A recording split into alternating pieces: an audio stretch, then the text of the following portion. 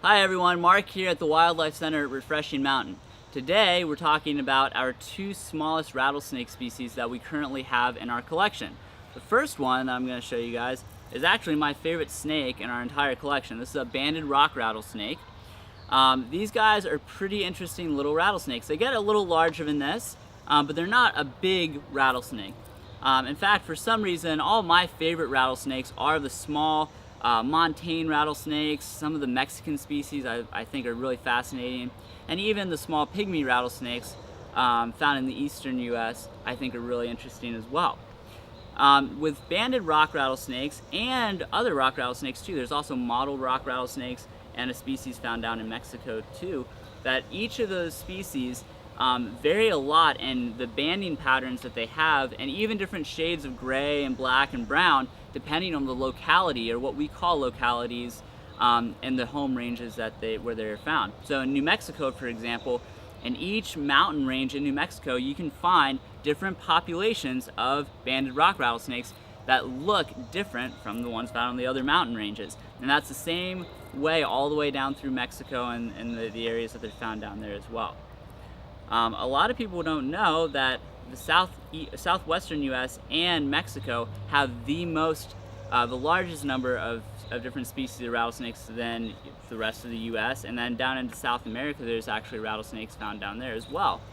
But that southwest into Mexico is really the hot spot for rattlesnakes. So some of my favorite species are found down there. Here at the Wildlife Center we use all the same venomous snake handling protocols, bite protocols, emergency protocols. All of that is the same as any professional zoological facility in the world. We use our snake hooks and handling tools. We do not free handle.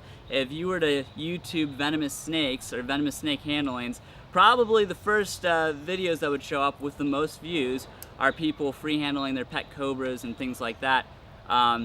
We call those people not very smart. That is not the way that professionals handle venomous snakes, and so we want to be as professional as possible, and we don't ever want to have an envenomation. There's never been a venomous snake bite at our center at this point, and we certainly hope to maintain that throughout its time in existence. So we will put this guy back. We have another rattlesnake to show you, our sidewinding or desert sidewinder rattlesnake. This is actually the Arizona subspecies, Sonoran subspecies. So this one, the banded rock rattlesnake, when you come to see our wildlife center, you don't always get a good look at it because it's sometimes hiding under rocks and things like that in its exhibit. The sidewinder, you will almost always get a good look at, but you'll never get to see what it does in nature and why it has the name sidewinder. And that is that it moves side to side, and he's moving pretty quick today, so I'll have to keep up with him here. These guys, the reason that they move sideways like that across the desert, it's a very unique design, a unique adaptation when they're moving from one hiding spot to another, because in the heat of the day they're usually hiding under rocks or even buried under the sand. They move sideways like that so that only certain portions of their body are touching the hot desert sand at any given time. Otherwise their little bodies could actually burn. They again are a small rattlesnake. They only get a little bit bigger than this, and they're not the only species of snake in the world that does that. There are also desert vipers in Africa and out into the Middle East and Western Asia that do the same movements.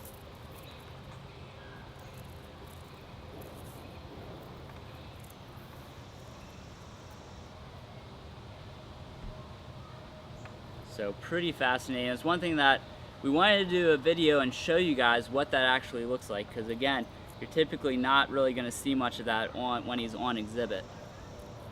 We'll see if he does one more little run here for us. Right now he's just relaxed. The thing that with these guys is he's soaking up some heat right here, kind of just relaxing, but he can move pretty quickly. He also has these little horns above each eye. Those are just scales. There's again, a lot of those desert vipers will have horns and things like that as well. One of the most famous venomous snakes that have that is the Eyelash Viper down in Central and Northern South America. There's also the Gaboon Vipers and Rhinoceros Vipers in Africa have just a single horn or set of horns right on the nose there too. So that's kind of a unique feature that you don't really find in the other rattlesnakes out there, just the Sidewinders. Here we go. We'll give him one more go here and then get him back in his bin.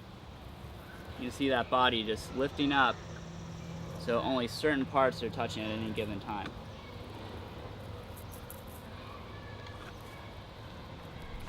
All right, let's get him back in here.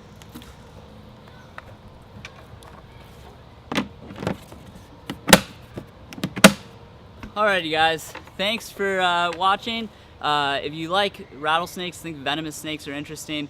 They're my favorite snakes. Ever since I was 10 years old, I wanted to work professionally with venomous reptiles. We don't have any exotic species right now, although that's the dream someday.